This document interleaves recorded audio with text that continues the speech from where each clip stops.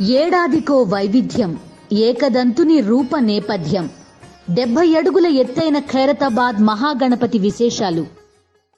విజయవాడలో మళ్లీ అడుగుమేర వరద పెరిగింది. నిన్న రాత్రికి భారీగా తగ్గినప్పటికీ తాజాగా వరద అడుగుమేర పెరిగింది. 6 రోజులుగా వరద నీటిలోనే ప్రజలు అల్లాడుతున్నారు.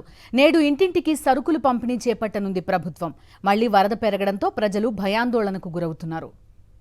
విజయవాడలో మళ్లీ అడుగుమేర వరద పెరిగింది. నిన్న రాత్రి వరద భారీగా తగ్గినప్పటికీ తాజాగా అడుగుమేర వరద పెరిగింది.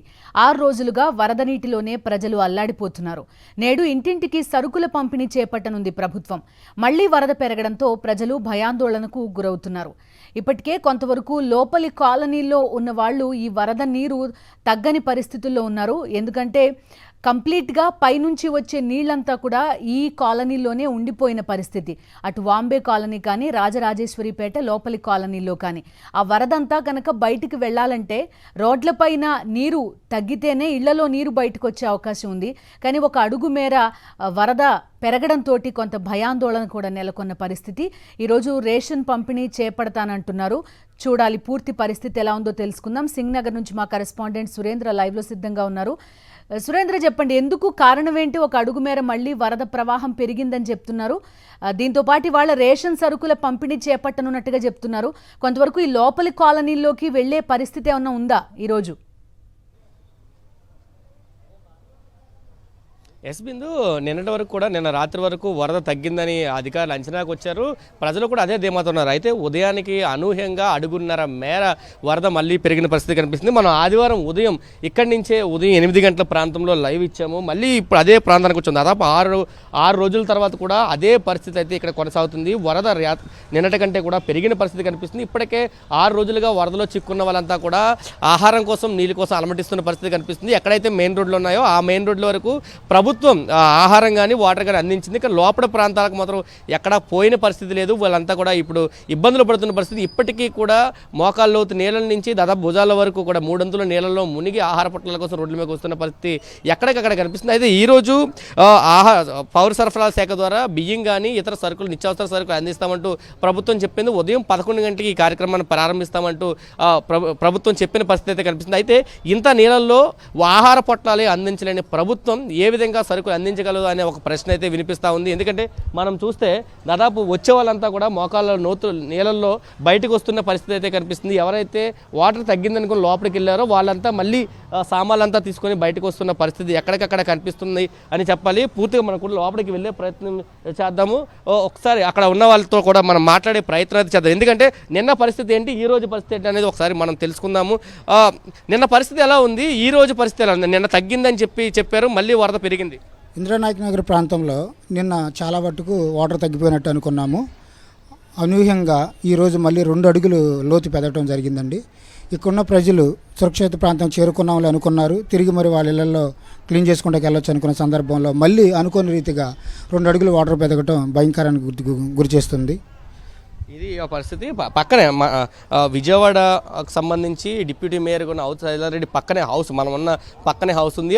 ఆవిడ ఇళ్లలో కూడా వాటర్ వచ్చిన పరిస్థితి అయితే ఉంది. ఆవిడతో కూడా మాట్లాడు. మేడం, ఎలా చూడాలి? నిన్నటి నుంచి సహాయ కార్యక్రమాలు చేసామని ప్రభుత్వం చెప్తుంది.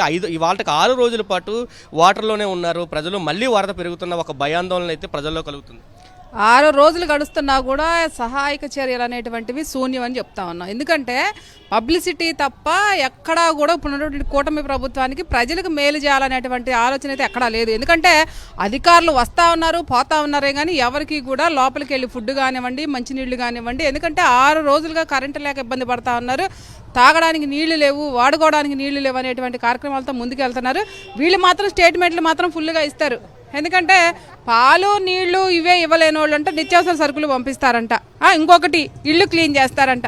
నిజంగా చెప్పే మాటలకి చేసే పనులకి ఎక్కడా కూడా పొంతన లేదనేది చెప్తా ఉన్నా. ఎందుకంటే చూడండి, నిన్న మళ్ళీ 2 అడుగులు, రాత్రికి 2 అడుగులు వాటర్ పెరిగిపోయింది. అంటే ప్రజలను అప్రమత్తం చేయాల్సినటువంటి బాధ్యత లేదు.